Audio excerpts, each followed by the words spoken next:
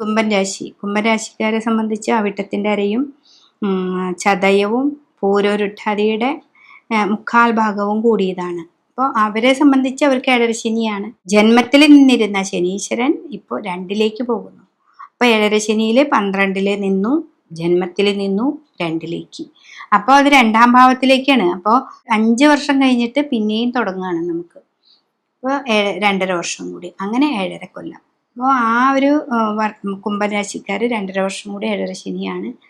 2ലേക്ക് വരുമ്പോൾ ശനി നമ്മുടെ നിധി, കോശം, ധനം, വാക്കാണ്. വാക്കുകളിലൂടെ നമുക്ക് സാമ്പത്തികമായ വിഷയങ്ങൾ നേടാൻ സാധിക്കും.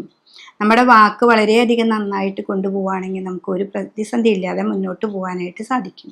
അതാണ് ഇതിൽ ശനീശ്വരൻ നമുക്ക് പഠിപ്പിച്ചു തരുന്നത്.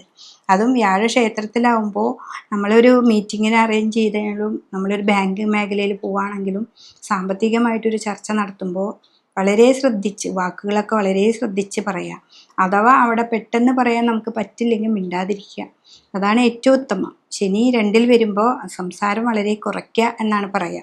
അതാ ഗുരുവിൻ്റെ ക്ഷേത്രമാണ്. അപ്പം ഇത്തിരി നേരം നമ്മൾ സംസാരം കുറച്ചിരുന്നാലും ആരൊന്നും പറയില്ല എന്ന്.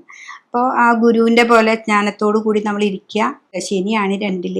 പെട്ടെന്ന് എടുത്തടിച്ച് ഒന്നിൽ പോയി ഒപ്പിടാതിരിക്കുക, എടുത്തടിച്ച് ഒന്നിലും പോയി ചാടാതിരിക്കുക. സാമ്പത്തികമായിട്ടുള്ള എന്ത് തിരിമറി ചെയ്യുമ്പോഴും, അതുപോലെ മേടിക്കുക, വാഹനങ്ങൾ മേടിക്കാം, ഭൂമി മേടിക്കാം, വീട് മേടിക്കാം, ഇതൊക്കെ ചെയ്യുമ്പോഴും ഒന്ന് ഇരുന്ന് ചിന്തിച്ചിട്ട് വേണം. അതെന്ന് വെച്ചിട്ടുണ്ടെങ്കിൽ വ്യാഴക്ഷേത്രമാണ്.